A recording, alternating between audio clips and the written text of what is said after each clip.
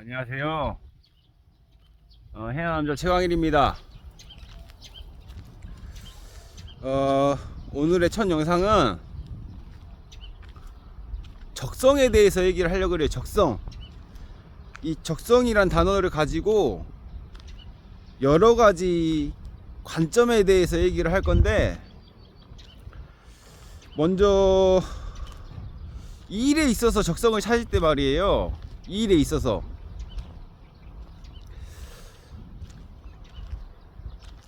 많은 취준생들이 직장을 구하거나 일을 하려고 시도할 때 적성이라는 단어에 있어서 굉장히 이렇게 까마득한 이런 알 수 없는 의문점을 가지고 있거든요.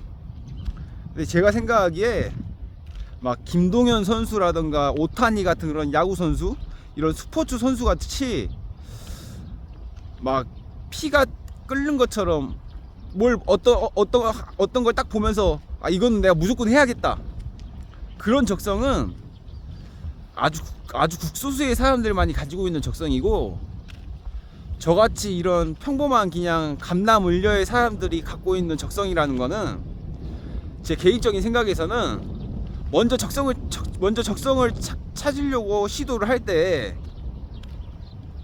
딱 한 가지를 염두에 두고 찾았으면 좋겠어요. 일단 적성이 뭔지 모르겠을 때는 이것도 해보고 저것도 해보고, 그거는 당연한 건데, 이것도 해보고 저것도 해보면서 딱 한 가지 관점만 가지고 적성을 찾을 수가 있어요. 그 관점이 뭐냐면은 바로 성취감이에요. 성취감. 어떤 일은 열심히 뼈를 갈면서 일을 했는데도 퇴근하고 나서 성취감이 오는 게 아니라 극심한 피로감이 오는 일이 있어요. 그런 일은 아무리 연봉이 높고 화려한 객관적 잣대에서 화려한 직장이라 하더라도 나의 적성이 아니에요. 근데 적성이 아닌 일을 왜 하면 안 좋냐면은, 개인적으로 성취감이 없는 일을 하면서 만약에 성공을 하잖아요. 그럼 본인 인생이 정말 불행해져요. 성취감이 하나도 없는 일로 내가 그걸로 밥해 먹고 살고, 내가 그걸로 처자식을 기르고 살다 보면은 그게 내 자신이 병들게 돼 있어요. 그래서 적성이라는 게 중요하거든요. 저는 적성이라는 단어를 한때는 부정하고 살았는데, 적성이라는 게 그런 의미에서 굉장히 중요해요. 연봉을 저 같은 갓남을려 입장에서 연봉을 5, 6천, 7, 8천 받는 일을 하더라도 그걸로 충분히 생계가 가능하고, 집도 살 수 있고, 처자식도 기를 수 있고, 연애도 할 수 있고, 결혼도 할 수 있고, 충분히 미래가 보장되는 직장이라 하더라도, 퇴근하고 나서 그 일을 끝나고 나서 내가 성취감이 안 오고 피로감만 잔뜩 쌓여 오잖아요. 결국에 그런 일로 일평생을 해먹고 살면은 정말 그거만큼 사람이 피폐해지는 일이 없어요. 그래서 적성을 찾을 때는 이것도 해보고 저것도 해보고 다양한 일을 해보면서 그 일을 끝내고 나서, 퇴근하고 나서 내가 똑같이 뼈를 갈면서 고통을 느끼면서 일을 했지만 퇴근하고 나서 기분이 좋아야 돼요. 퇴근하고 나서 이 일을 끝나고 나서 성취감이 와야 되고, 퇴근하고 나서 기분이 좋은 일이, 그게 바로 진정한 적성입니다. 제가 이거를 이제서야 알았어요. 이제서야. 여태까지는 돈 앞에서는 적성이 없다고 여기고 살았는데, 이 적성이란 게 있더라고요. 적성이란 게 있고, 이 저일 한 종류로 치면은 한 거의 10가지 가까이 일을 해보면서 적성이란 거를 이제서야 알아서 얘기를 하는 거예요. 조금이라도 제 구독자 여러분들은 빨리 알라고. 진짜로 그런 일이 있더라고요.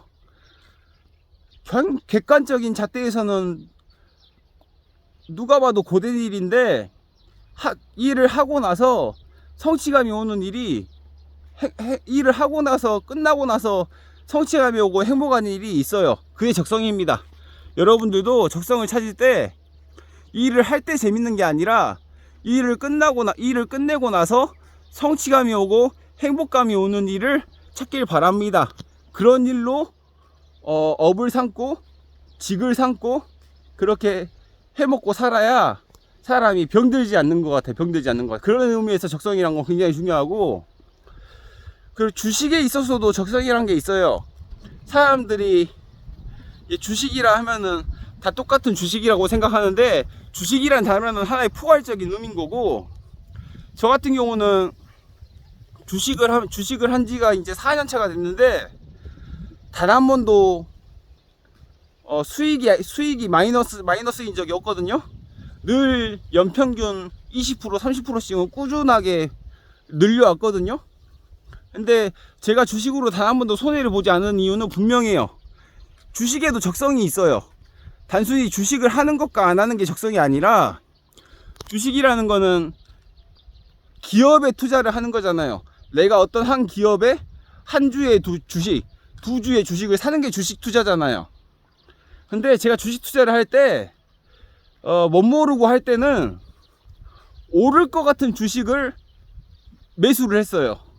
근데 제가 4년 차가 임박한, 이제 4년 차가 넘은 주식 투자자로서 제가 주식에 손해를 보지 않는 이유는, 내가 사랑하는 기업에 투자를 했어요.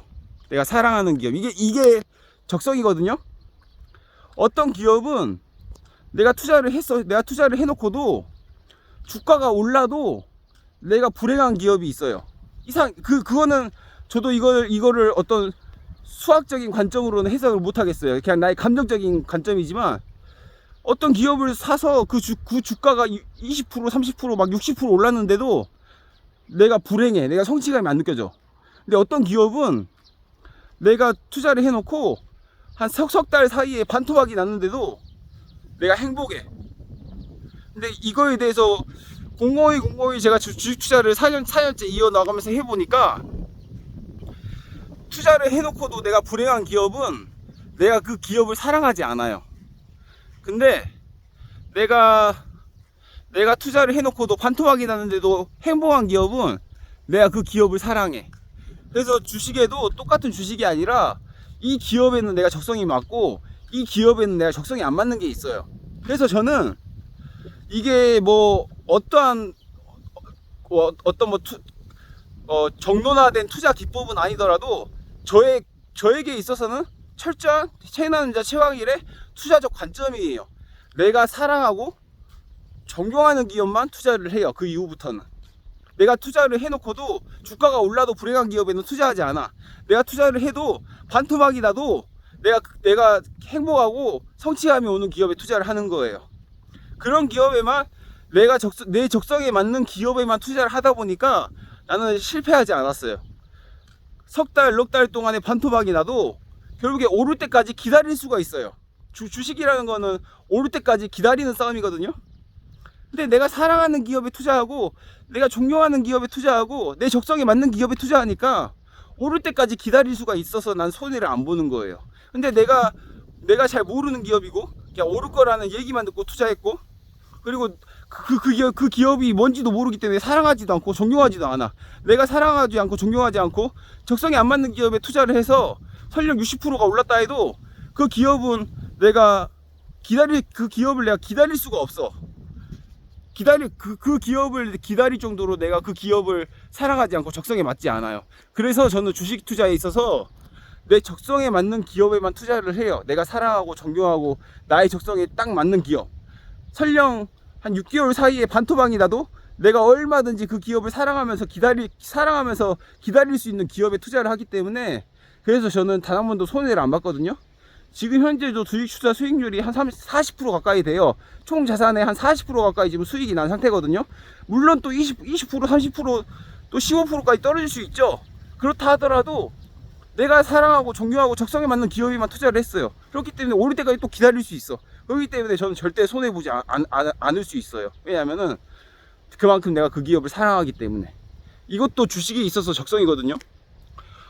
그리고 또 사람과의 인간관계에서도 적성이란 게 있어요. 이것도 똑같은 방법인데 추론적인 관점이에요. 결국에 추론적인 관점이에요. 내가 어떤 사람을 만나서 막 즐겁게 막 얘기 나누고 놀았어. 근데 헤어지고 나서 뭔가 찝찝한 기분이 들잖아요. 그거는 나의 적성에 안 맞는 인간관계예요. 근데 적성에 맞는 인간관계는 만났을 때 막 똑같이 이렇게 희희낙낙거리고 놀았는데 헤어지고 나서도 행복감이 와야 돼요. 헤어지고 나서도.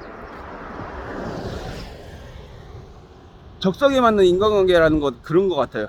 헤어지고 나서 그 사람과의 만남이 끝나고 나서도 이게 성취감이 오고 행복감이 오면은 그거는 저의 인연이에요. 근데 예를 들어서 누군가가 만났는데 헤어지고 나서 자꾸 내 스스로 그 사람을 포장하려고 그러잖아요. 이게 예를 들어서 뭐 어떤 썸을 타는 여자가 만났어요. 근데 그 여자를 만났는데 단순히 내가 그냥 콩깍지가 껴서 찝찝한 마음이 있어요. 찝찝하고 불안한 마음이 있지만 그 여자는 좋은 여자야 그러고 내 스스로 계속 그렇게 핑계거리를 만들면서 그렇게 내 스스로 상대방을 꾸미면서 해석해야 되는 사람이 있어요.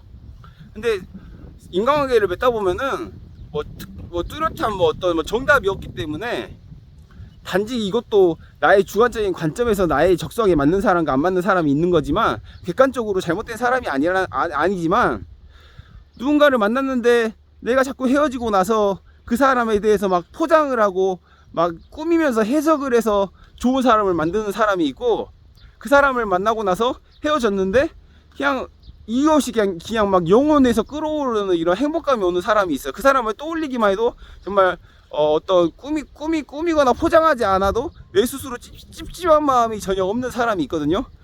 그게 나에게 적성에 맞는 인연이에요. 그렇기 때문에 적성이라는 거는 결론적으로 놓고 봐서 뭐 많은 사람들이 똑같이 얘기하는 거지만 그 일을 하고 그 사람을 만나고 그 기업에 투자를 하고 그 투자를 하고 일을 하고 만남을 가질 때보다 그리고 하고 나서의 감정이 온전하게 나에게 찝찝한 마음이 안 들어야 돼요. 찝찝한 마음이 자꾸 찝찝한 마음을 숨기면서 막 포장하듯이 그거에 대해서 막 재해석을 하고 그러잖아요. 그럼 그거는 절대 나의 적성이 아닙니다. 그래서 뭐든지 이 적성에 맞는 인연, 적성에 맞는 업, 적성에 맞는 투자를 해야 결국에 내가 병들지 않고 오랫동안 갈 수 있는, 롱런할 수 있는 이런 성공적인 삶이 되는 것 같아요. 그래서 오늘은 해야남자 최강일의 적성에 대한 관점에 대해서 얘기를 합니다. 감사합니다. Bye. See you later.